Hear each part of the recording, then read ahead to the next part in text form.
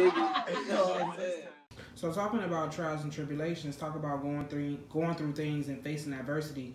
Talk to me about, you know, the big splat that you had with Lighthouse, and, you know, talk to me about the game and what led up to the chair and determination.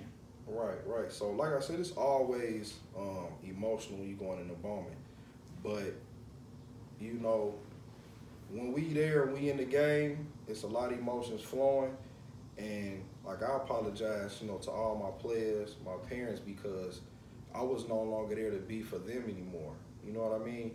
And that's a big part of it. When your kids look to the sideline and they played a heck of a game, you know, when I left. You know, they fought. So when I look at that, I'm like, okay, they care about me, they love me, they'll fight. But it shouldn't have took for me to throw a chair, you know what I mean, for me to see that. I should already know and had confidence, you know, in my kids that they'll run through a wall for me. So going through that, you know, I became closer, you know what I mean, with my family.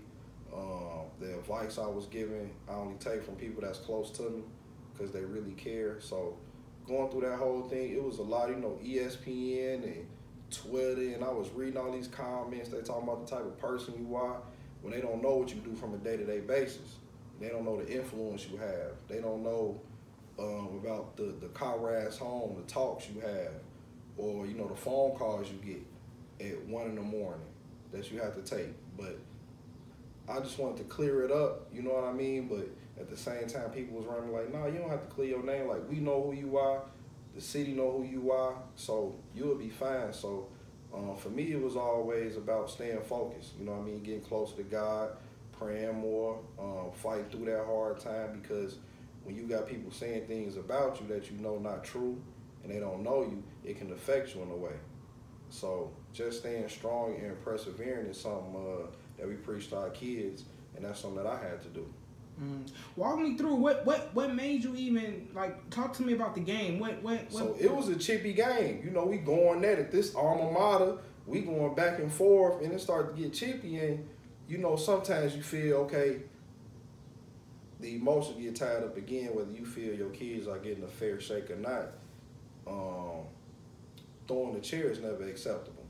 Whether you sliding it, you know, across the floor, whatever it is, it's never acceptable, right? So in that moment, it was pure emotions. So that's what it was. It was, you know, different things from whatever it may be, outside talk or any situation that, you know what I mean, that may have caused it. It shouldn't have been. You know, it was things that led up to it. It may have been things that was more than the game. It may have been some politics played in it, but the action is never acceptable. So that's just something that I take accountability for. And for me, it's water under the bridge, and it's also a lesson learned for me to how to conduct myself in a better way, because that's not my character. You know what I mean? For, I don't know, 30 seconds, I may have got out of character because my emotions got tied up in the game. Coming out of that situation, you're coming into a new situation. You know what, before that, talk to me a little bit about the love.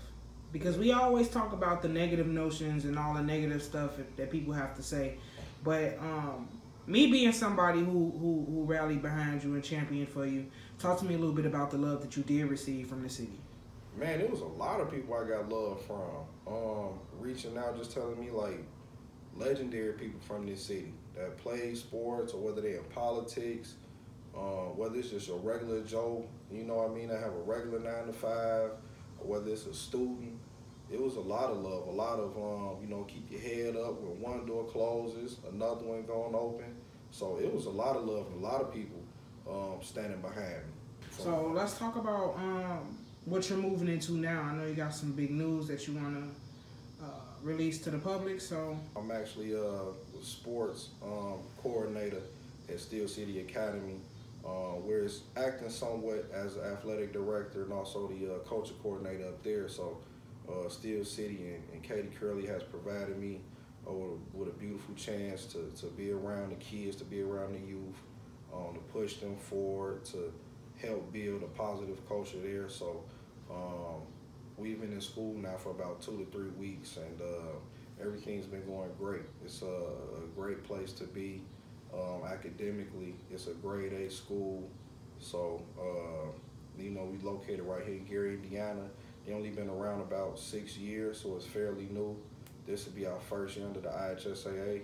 So we looking to do some big things. All right, so you guys, when did they first get their team? Their basketball team, they started athletics 4 years ago. Okay. So this would be, they didn't play last year because of COVID. So coming back this year, we're debating if we're going to have basketball or not, because as of right now, we're looking for a new building. So we don't have an athletic facility, but we still doing everything we can, cross country, soccer. You know, we got a nice field next door, so we're looking at doing soccer. Like I said, cross country, track, volleyball. We're looking to do a few different things athletically. Being that we have it's a small demographic, but we have a nice variety of kids.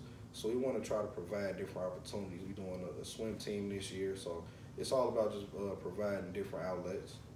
All right, man. Nick Moore, thank you. I appreciate you very much. I've been looking to get forward on this podcast for a minute, so you know, timing is everything. You just have to wait till the right time. All right, man. Let the people know where they can find you at. You can follow me on Facebook, Nick Moore. I don't really do too much social media, but yeah, Facebook, just follow me at Nick Moore. Steel City, we're going to do some big things in the future, so we just looking for everybody's support. All right, man. Thanks for talking to me. Appreciate it.